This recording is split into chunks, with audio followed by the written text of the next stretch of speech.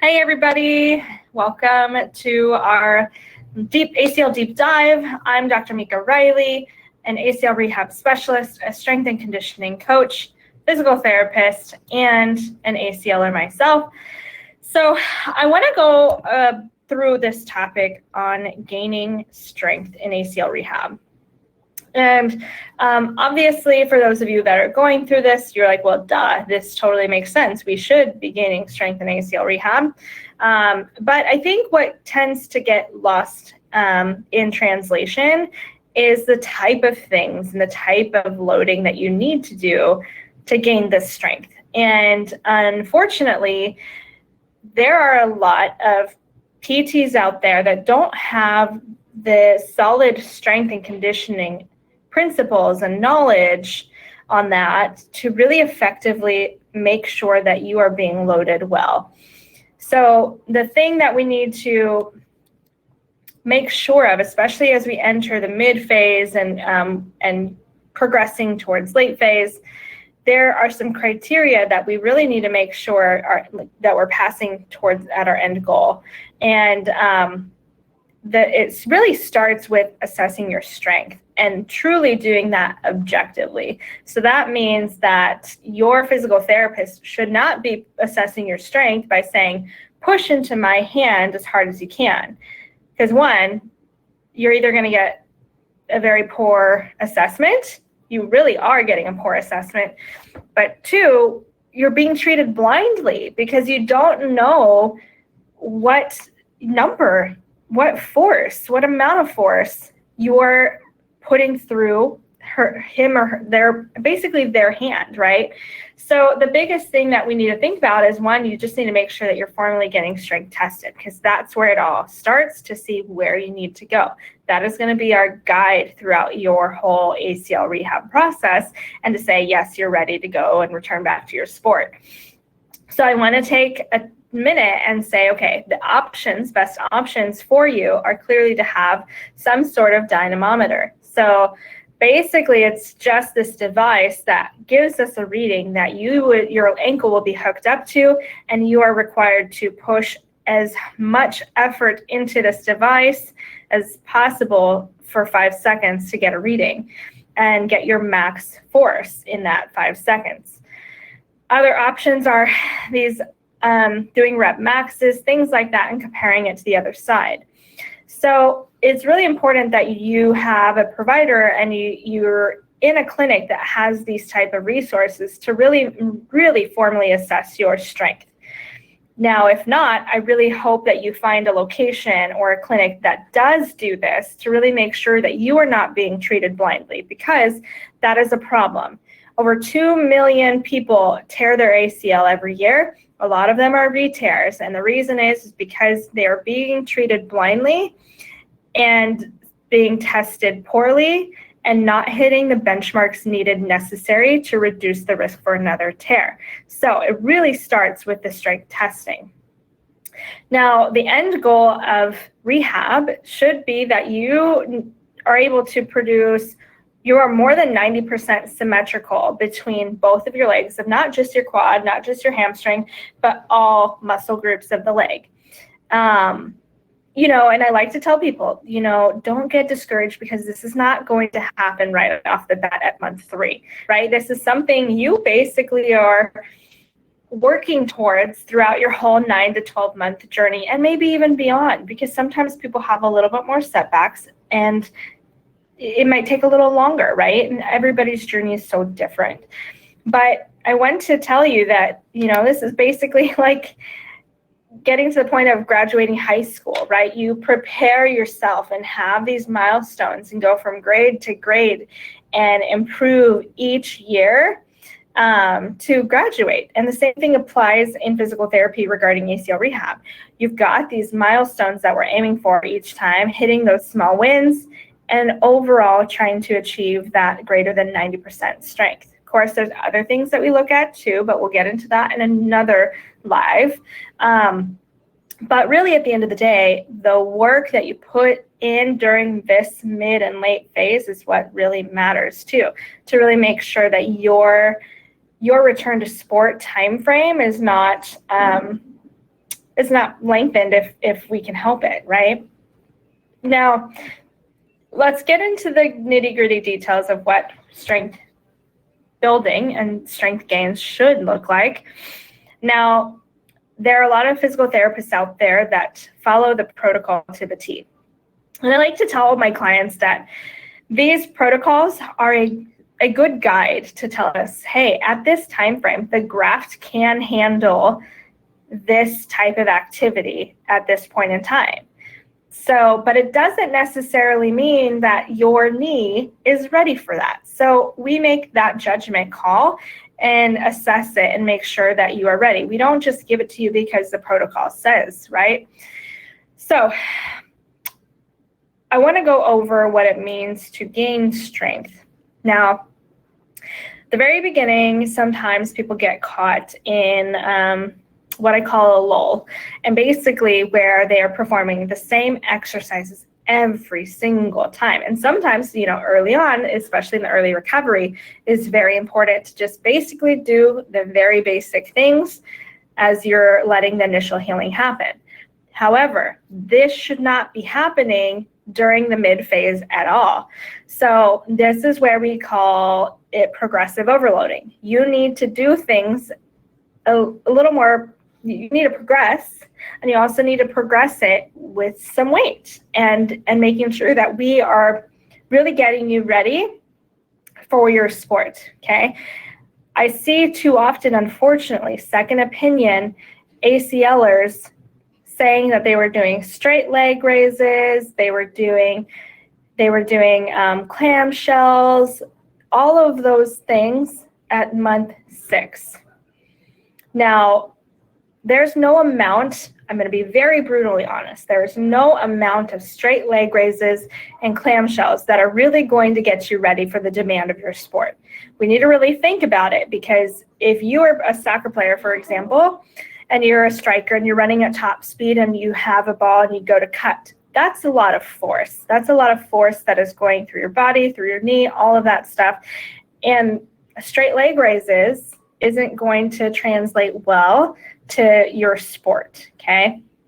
So it's really important that we load you effectively, and that means lifting some heavy weight and getting stronger through that. And so as you enter month 3 and head into return to sport, you should be planning on strength, basically doing your strength routine 3 to 4 times a week.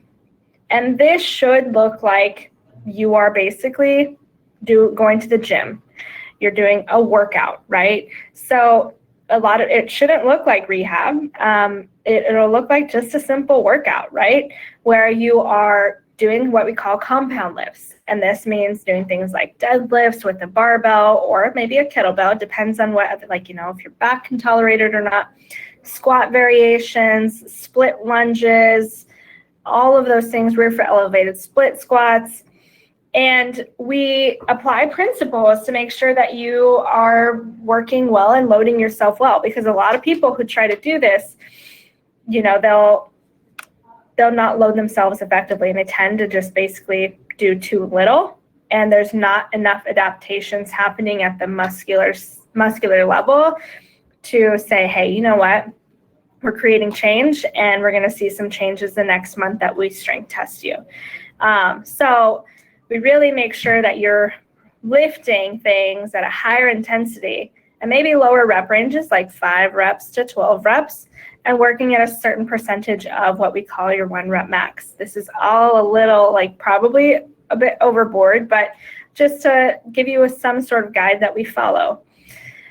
As you progress through the mid-range or mid-phase and get into late phases, that rep range will decrease and your 1 rep max percentage will increase. So we basically are saying you're going to get stronger and you're going to lift heavier stuff. And then it goes without saying, all of those compound lifts, like the squats, the deadlifts, all of those things are super valuable. But the other things that we can't forget are about what I call the little details, and those are called lower body accessories. which basically means they're isolated little detail exercises that help us isolate singular muscle groups. Things like the leg extension machine are absolutely vital. Now, there is controversy regarding this, and we'll also get into that in another live, but things like hamstring curls, knee extensions, calf raises, all of these things to challenge other muscular systems or muscle groups in general are also essential. So not just doing squats and deadlifts and lunges, but other things too, because there are other things muscle-wise that help us perform our sport well. Now, what we commonly see when it comes to people starting to get in the mid-phase and get more comfortable is I've had a lot of people talk to me about, well, if I just run, that's going to help build my strength.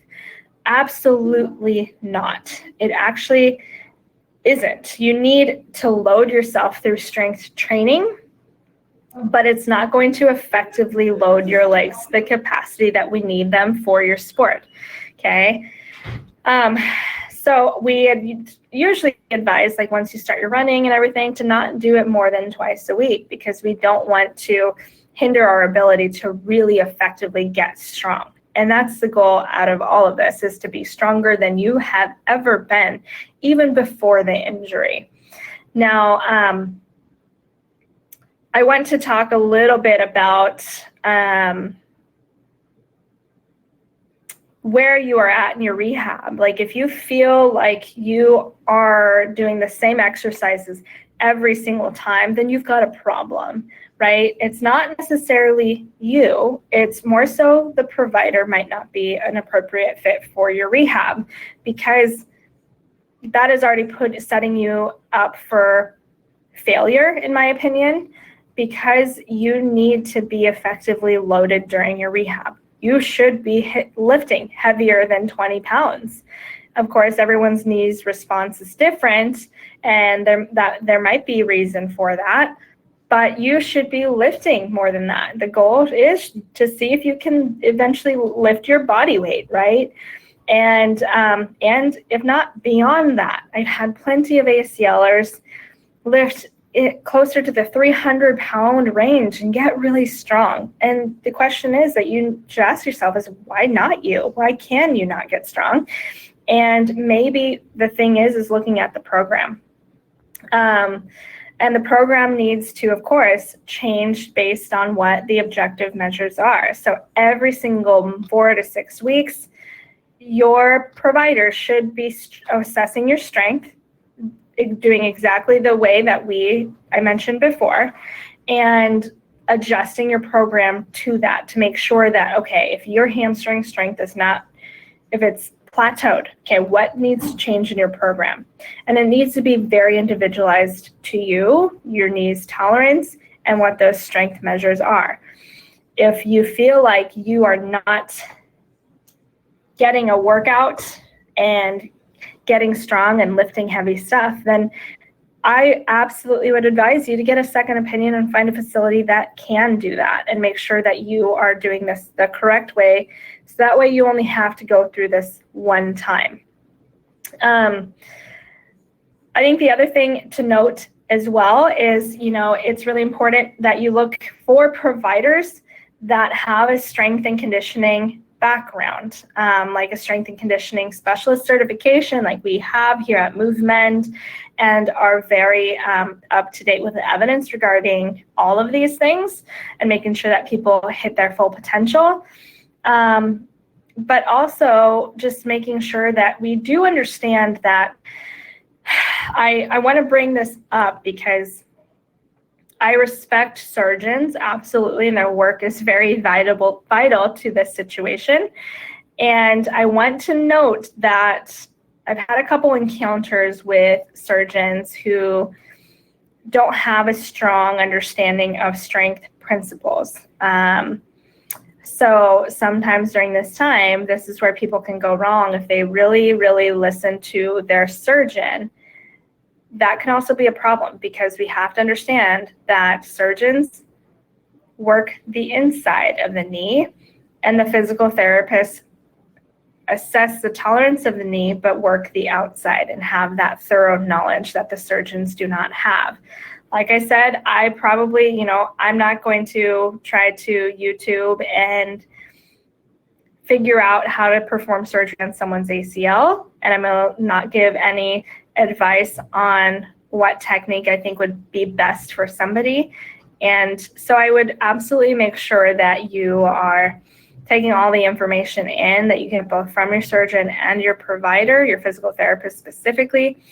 But really, your physical therapist spends the most time with you during this time and is going to have the most recent and up-to-date evidence regarding this and regarding your situation and regarding the most information about your situation. So I really want to just make that point to just make sure that, the surgeon's job is to operate the inside of the knee and to make sure everything's going well that way. And the provider is supposed to use that guide to help guide them in terms of your rehab and getting you back to sports safely. Now, make sure that you feel heard in your rehab, but also advocate strongly for yourself, because this is such a brutal injury. I've gone through it 3 times myself, and it's just really important that you get the care that you need and the care that you deserve. So I just want to make sure that we're getting to a point in your rehab process that we're loading you well, and you feel like you're making really solid strength gains. You're seeing numbers go up in terms of your weight, and making sure that you are getting to a point where you are almost reaching failure during these lifts to make sure that you're adequately loading yourself. So, I can go into a lot of really specific detail regarding this, but it might take all day. But main takeaways, just know that it's important to have a proper strength assessment to help guide your strength training program to maximize your recovery and making sure that you are ready for the demands of your sport or whatever activity it might be. Running and biking is not going to get you there, and that doesn't mean that you've had a successful rehab either.